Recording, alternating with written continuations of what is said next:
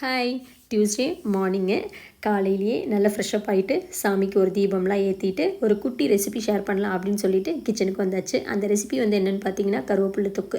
கருவேப்பிலை வந்து இப்போ மரத்தில் கொஞ்சம் நல்லா தளதளன்னு இருக்கா, அதை பார்த்தோன்னே சரி கருவேப்பிலை தொக்கு செஞ்சு வைக்கலாம் அப்படின்னு சொல்லிட்டு ஞாபகம் வந்துருச்சு.